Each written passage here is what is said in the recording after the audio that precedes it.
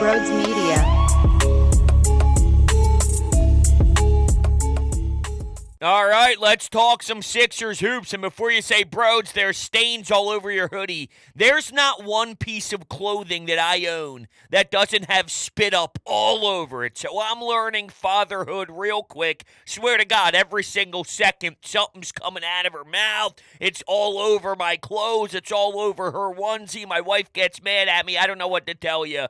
Deal with it. Let's talk Sixers hoops, damn it. We had a back-to-back coming after the All-Star break, and they split those. So it sucks to see New York come to town and beat you up while they were up 26 and you had a good old nice comeback. At the end of the day, Tobias shrunk big time. The one positive was Kyle Lowry looked to be a stud, all right? I didn't know Kyle Lowry still could play like that. Now he ends up taking a shot to the face. He gets stitches. He returns. And then because he's doing his good old ramp-up period, they did not elect to play him in the second half of the back-to-back, which, of course, makes me laugh because, well, I wanted to see it, and I was excited thinking about maybe what he could do with the ball in his hands with this team. And there's not much right now, right? Without Joel Embiid, what, are you getting pumped for Kelly Oubre? Because I'm not really. You getting stoked for DeAnthony Melton? I forgot he even was on the team. I'll be honest with you. It's like, what? He hasn't played since when?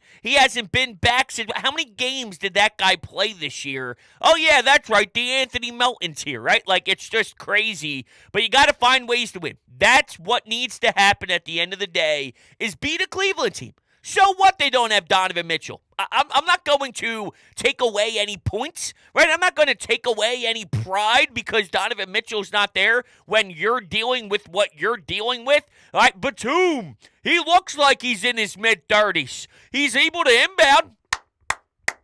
Give a round of applause, baby. Give a round of applause. We need that big inbound pass.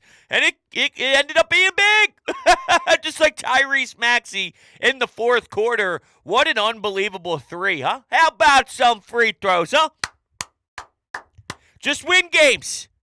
That's what you need to do. Win games. Hey, before we continue this great conversation, we are on a mission to continue growing in every way possible here. So if you're enjoying this mess, make sure to subscribe and leave a thumbs up as well. And we have more Broads Media content coming your way.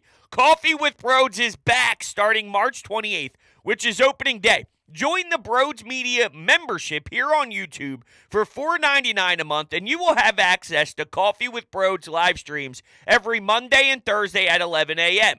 There's also a Broads Media Discord channel that is currently active, where we will communicate live when games are going on, talking about all the action in real time. Nothing is changing with the current model and the current podcast. It's just an added bonus if you want some more in your life. So I'm looking forward to starting Coffee with Broads live streams again March 28th. And make sure if you're interested, you grab a membership down below today. I appreciate all of you. And speaking of Coffee with Broads, I mean, here's a little tip. Hey, I need more coffee. Hold on. Let me get a sip here, and then we'll continue. We'll go to the Tobias section of the show because I know that's probably eating people alive. Got some nice rebounds against Cleveland, and you know rebounding's an issue in the game against the Knicks. Mo Bamba makes my eyes bleed. A lot of second chance opportunity leads to a Dante DiVincenzo big shot. How many times in that building have we seen him and Jalen Brunson go off?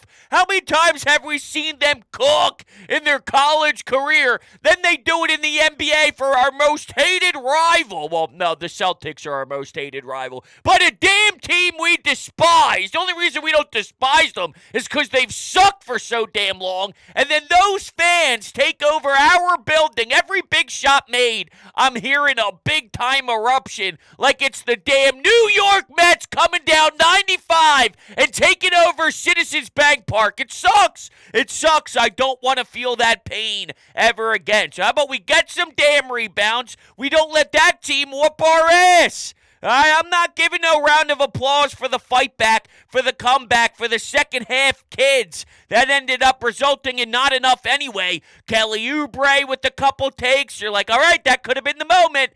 You knock it down to under 10 points. Okay, maybe. And then, of course, he drives the lane, ends up hitting the iron, can't get a rebound, and then the Knicks go the other way and create their separation again. Sucks, man. It sucks. But anyway, I need my sip of coffee, right? Oh, yeah. Oh, yeah. Okay, so let's get to Tobias. All right. Against the Knicks, he went 3 of 9. 3 of 9 for 7 points. And he was the hot topic. And I get it. I get it. I've been beating this drum for a while now. I know what to expect from Tobias Harris. Now, I expect more than that. Oh, my God, yeah. Right? Especially without Embiid and blah, blah, blah, blah, blah. And he gets paid a lot of money and blah, blah, blah, blah, blah. He has a fat contract and blah, blah, blah, blah, blah. We need Tobias to do that. Tobias is Tobias. You're never going to be anything with Tobias Harris being this unbelievable weapon without Joel Embiid. Tobias, I know we throw around different roles for him over the last 3 or 4 years, and when you incorporate new pieces, he's normally the one shifting what he's supposed to be doing, and I'm sure that gets annoying after so many damn years, but he just puts his head on straight, goes to work, and does whatever is asked of him, and I respect that side of it, because that dude gets beaten down heavily. A.J. Brown is upset right now, and we'll talk about WIP in his interview when he jumped on and had a phone call and all, but you know, like, he's always in the crosshairs of blame. And Tobias Harris just goes to work. He just puts his head down, goes to work, and does what's asked of him. And, Tobias isn't going to work unless everything surrounding him is in place. Joel Embiid is here. Tyrese Maxey's cooking. And then from there, Tobias Harris molds into his role. This outreach and this screaming of, come on, Toby, you suck, you're not taking over the games. Well, he's never really going to be taking over games.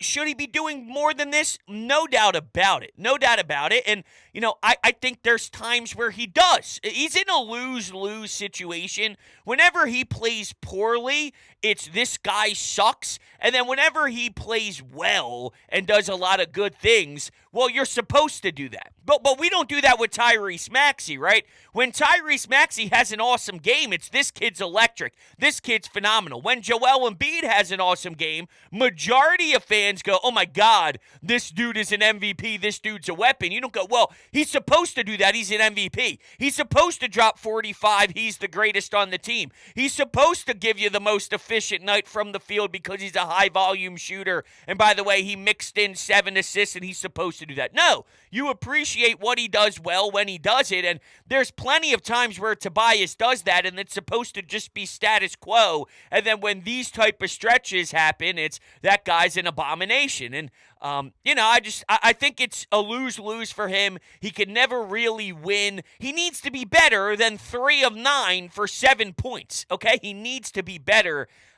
I just know Tobias now. I know Tobias. There's going to be 4 games in a row where he gives you an efficient 20-point night.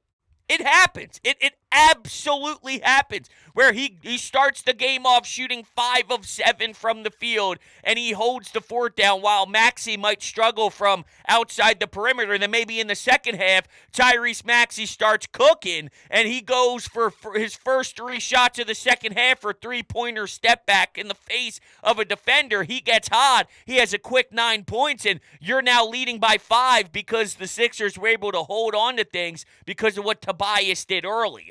I've seen that happen a billion times, and unfortunately, I've seen this happen a billion times, and I'm not telling you to sit on your hands and not have any sort of reaction, right? Because I'm the king of, I'm just telling you how I feel in the moment, and if I'm angry, I'm angry. I'm going to let you know, even though I understand there's 20 more regular season games to go. We're waiting Joel Embiid to return, and we're hoping to get an update soon, and we'll see when he gets reevaluated. So I understand that all you can do on a Thursday night when the game is over is express your feelings, and on that given night, Tobias wasn't what he needed to be. And I get that, but I also think that it gets taken to a whole nother level at times. And yeah, I mean, it sort of is what it is. I know the Tobias experience.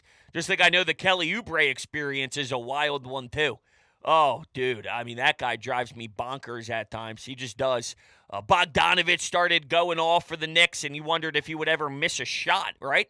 Talk about it with defenders in your face. He was doing everything. Oh, my God, he was on fire. Right? I guess it's maybe a little lost in the sauce just because of there was a game following that one against the Knicks. And it was very important. It was very important to get that. They've beaten up on Cleveland now a couple times. And remember, the one game that they won in Cleveland when they were shorthanded, it was a super impressive win. The Cleveland Cavaliers were on a heavy win streak at the time, one of the hottest teams in all of the NBA. And you went into their building and had a sensational road win. I thought it's important that it's like this team. This is why some of these teams that have a better record and some of these teams that are in the Eastern Conference right now, I don't really believe in. I don't believe in the Cleveland Cavaliers. I don't believe in some of these teams. I don't know if I'm willing to give the Knicks the 2 thumbs up yet either, although I do think that they are a jump ahead of what Cleveland is. It's Milwaukee, to more of a default, but it's Milwaukee and it's the Boston Celtics. And, I mean, in Sixers land, we put a healthy Joel Embiid-led Sixers in the mix. But outside of our city, if you are feeling the optimistic side of the Sixers, sure, there's plenty of pessimism going around town too. But, outside of the Sixers circle and the Sixers bubble, people think that the Sixers are just as equivalent as the Pacers, just as equivalent as the Cavs when healthy, because what has Joel Embiid ever done? And that's a very fair point, but as much as we look at the Boston Celtics, how many championships do they have under Tatum and Brown? I don't know. Am I missing something? They don't have a billion.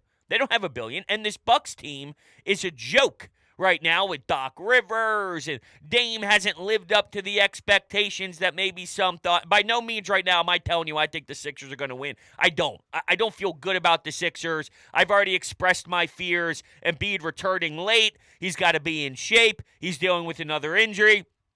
He's dealing with the whole entire new roster, an entirely new team, campaign, Buddy Hield. The list goes on and on and on. You're dealing with so many different guys. When he left, it was Pat Bev.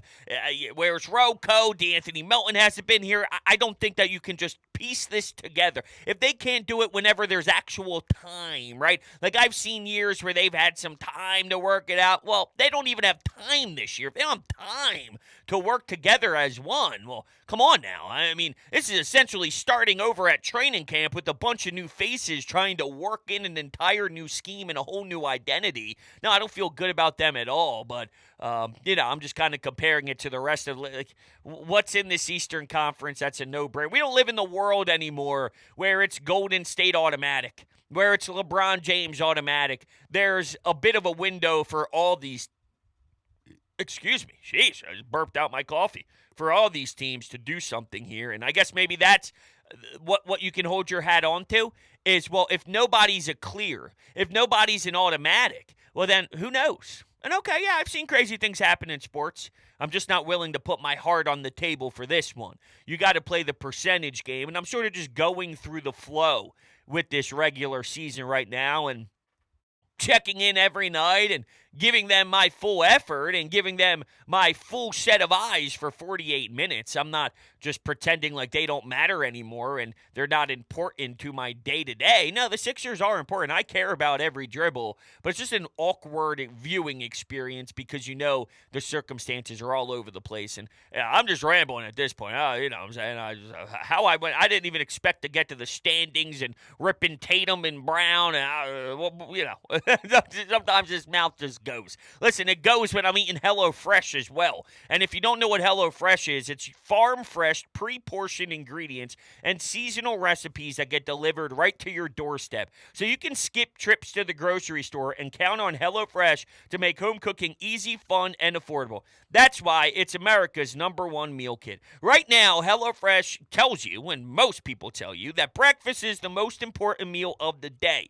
And HelloFresh is giving all subscribers free breakfast breakfast for life. That means you'll enjoy a totally free breakfast item with every single HelloFresh delivery. Now that's worth waking up early for. Don't let recipe boredom strike because HelloFresh has more options than ever before. Dig into the biggest menu yet with over 45 dinner options to choose from weekly and even more market add-on items that suit any lifestyle. Go to HelloFresh.com/BroadsFree and use code BroadsFree for free breakfast for life. One breakfast item per box while your subscription is active. That's free breakfast for life at HelloFresh.com/BroadsFree with code BroadsFree. That's why HelloFresh is America's #1 meal kit. How about Paul Reed, 12 rebounds, 4 boards? How about Campaign, 20 minutes, 16 points? Help! Help! You need that. You need that, fellas. Some nice play out of Cam Payton. Cam Payton. Did I say Cam Payton? Campaign. I don't know why, but I saw a piece on Instagram today about guys that are playing in the G League that you would remember. Kenneth Faried playing in the G League, and Elfrid Payton came up. Remember Elfrid Payton? I think that's how my mind sort of tied the two together. I have no idea why, by the way. It's disgusting. I have no idea why. All right, let's go. Anytime hotline. Hear from the people on the 76ers, the current state of this team. Let's do it. All right, Birds. Let's talk Sixers real quick because we got the Knicks, the Cavs, the Bucks, the Celtics, the Mavericks, and then the Knicks again in a couple more games, and then the Knicks again in a back-to-back, and then the Bucks again, and then the Heat, and then the Suns, and then the Lakers, and then the Clippers. And this is all our current stretch that the Sixers are looking at right now. With them beat on the sidelines, with people like Melton and Tobias Harris and all these other people that are questionable every other day, and Nick Batum and all them, and Covington, all questionable all the time. But it's exciting. It's exciting because, number one, yeah, we might slow down the rankings a little bit, but I'm confident in this team that we're going to make the playoffs. I'm confident that I'm going to try to remain confident that we avoid the play-in. And it's exciting because we have so much young talent on this team that's getting playing time, and I'm excited to see how they match up against some of these Bulls, how they match up against some of the top in the league, and how we can kind of position them, how Nick Nurse is going to be able to position them and strategize and see what's going to work later in the season. So when you get a chance, bros, let me see if you can talk about the Sixers, this upcoming stretch that they have, and what some of your thoughts are on just their overall position right now. All right, y'all. I appreciate it, man. Yeah, I mean, the position they're in kind of sucks. I got to be honest with you, it sucks. I just laid out how I'm not skipping a beat in regards to tuning them in and having them on my television on a night-to-night basis, and I meant that. It is the truth. This is one of the strangest watches, though, in a while. I remember when I actually first started Sports Talk with Broads before we transitioned into Broads Media, Ben Simmons, his hot new thing, Markelle Fultz, Joel Embiid. There was so much love and excitement for regular season basketball to mean something again. I actually remember not too long ago, I was watching college hoops on a Saturday, and I used to love college basketball. I mean, obsessed with college basketball. I'd start watching at noon every Saturday. I would wrap up by it being pretty much past midnight, watching some deep back end of the night Pac-12 stuff. And even if there was something in Hawaii and it aired at an awkward time, I was tuning in, and I lost that. I did, truly. I lost that. I could barely watch anymore. And I don't think it's NIL-based.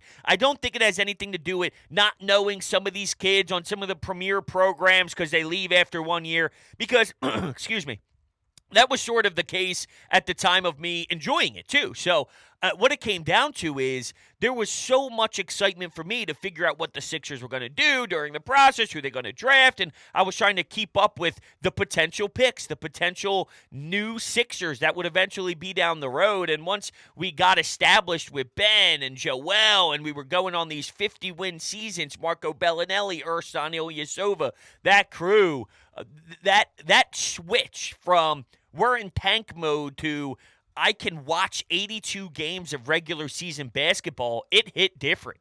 And now we're in a world where these 82 games sort of seem like blah because whether you automatically expect them to walk in the 50-plus wins blindfolded, and they need to get over that second-round hump. So the 82 games doesn't mean as much anymore because we're continuing to get stuck after those 82 games. We know that you can win your 50-plus. We know that you can get a top 4 seed. Can you beat the Celtics in 7 games? Can you beat the Bucks in 7 games? Can you beat the Miami Heat in 7 games? Can you beat any of these teams in 7 games? That's the question we're looking for the answer. And we're watching these regular season games with a different set of eyes. I was reflecting recently. The reason I bring this up is I was reflecting recently on how much more enjoyable these games were compared to where they are now. So when looking ahead at the stretch and you say you're excited about what Nick Nurse can do and what he could try, yeah, I think, and I've acknowledged this, maybe that's us just trying to really latch on to something. Okay, he's going small ball because he doesn't trust Mo Bamba. All right, they can't get rebounds. They're trying something different. All right, KJ Martin, this and that. As much as we try and convince ourselves that this is awesome and, hey, maybe this can mean something, and are we lying to ourselves? I'm just speaking out loud. Truly, I'm speaking out loud, just trying to talk through your question. Maybe we're not. Maybe there's more to that. Maybe there's more substance than I'm giving it credit. But when I talk about KJ Martin or going small because I don't trust Mo Bamba, do I care? Do I care? Or do I do this because I just know it's right? You know, there's always those family members that you don't talk to a lot, but they have a first birthday party coming up for their kid. They have their 4th birthday party coming up for the kid. You only see them maybe 2 or 3 times a year. You know it's right to go to the party. You might not want to. You might have Elimination Chamber coming up on a Saturday. You might have some WWE pay-per-view event, whatever it is, but you go because it's right. Is that us and me in particular watching the Sixers on a night-to-night basis? I know it's right. I have to be there. I have to be there. I'm committed to this team. I love them to death. I have to go. I don't want to be here. I don't want to watch Mo Bamba. I don't want to watch Paul Reed. I don't want to watch it. I don't want to. But I'm doing what's right. Maybe. Maybe. I think that's it. I think that's it. So that's sort of my thoughts on my viewing experience on the upcoming games. How do they do? I don't know. You know, it's like the bias. He could go 3-9 one night for 7 points, and everyone wants to rip his head off. And then the following night, he gives you 15 points, 9 rebounds, and he's not as much of a talking point. You don't know what you're going to get each night from this crew. That's the reality of it. What's next? Hey, Broads. First, I want to say congrats on getting the premium membership. I'm already signed up. Oh, thanks. I cannot wait for Coffee with Broads. Me and you might argue a whole hell of a lot. A lot. But I love it.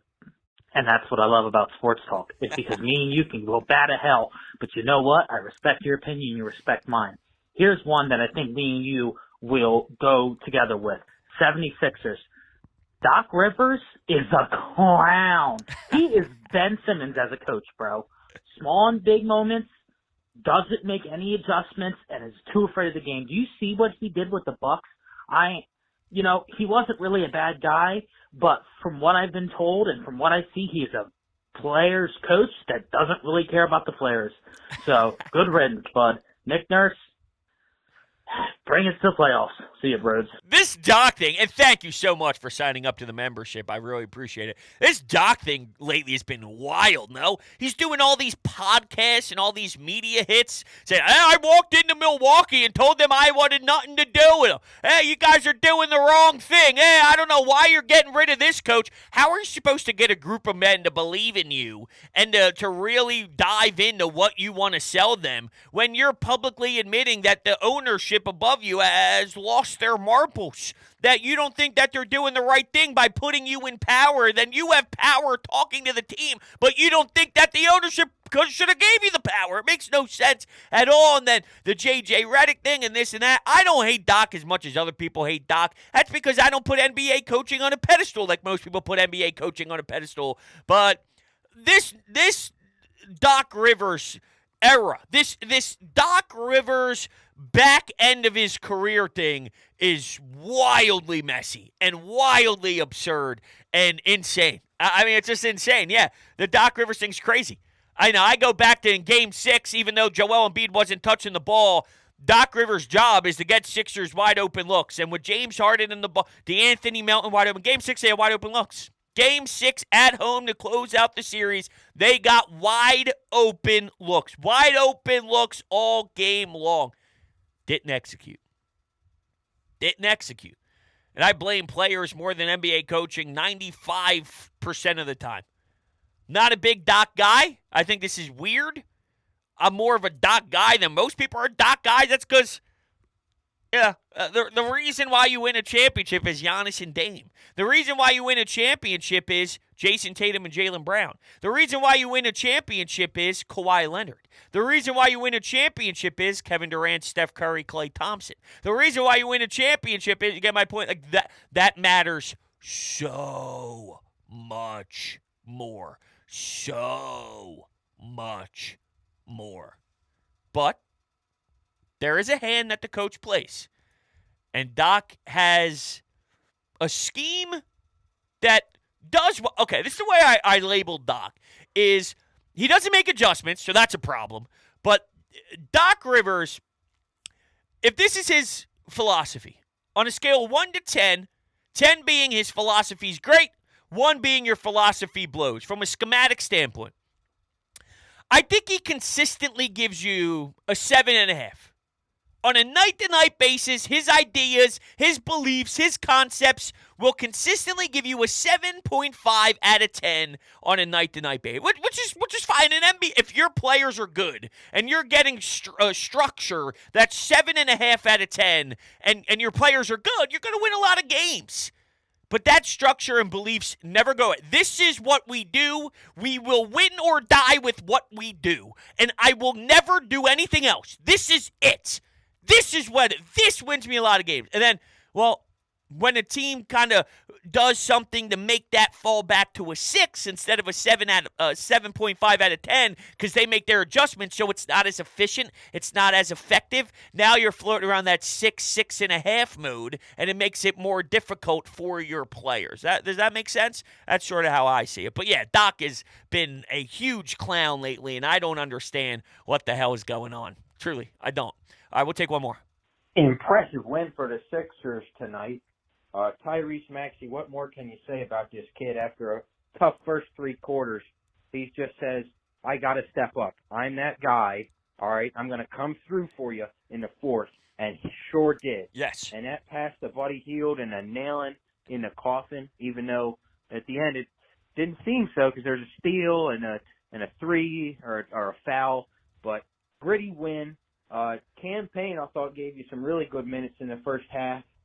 Tobias played all right, played really good defense, I'll say. But just a really good win from this team. You like to see them fight. They don't have their big man, it's obvious they don't have their defensive anchor. You saw a lot of those dunks from Allen. Wouldn't have happened if Joel was in the game. No. But hell of a win for the Sixers, man. Love this team. I mean, I can't believe I'm saying it, but they're the 76ers. I got to love my team, man. I ride with them. Let's go Sixers, baby. Peace out. All right, so that sounded familiar to what I was saying, where it's like, hey, we're riding with them. We're riding with them. And look, I know it probably doesn't impact anything when it's all said and done because we have one goal. And we're sick and tired of not getting to the promised land and not winning a trophy, and we deserve a championship. When it comes to the Sixers, it's been too damn long. But you do got to appreciate from a 1,000-foot view that, I mean, they're leaving everything out there on the floor right now for us. I mean, they truly are. They're giving us everything. It might not be enough, and quite frankly, it probably isn't going to be enough. But, they're not just rolling over and dying. All right, Maxey's having quiet a couple of quarters, needs to have a big one, has a big one. Buddy Hield, letting it fly, letting it cook. I watched one of his threes. Man, I had no idea how he set his feet. I had no idea how he squared up his shoulders. I had no idea how he released it so quickly, and it was smooth as butter. He shoots the ball so beautifully.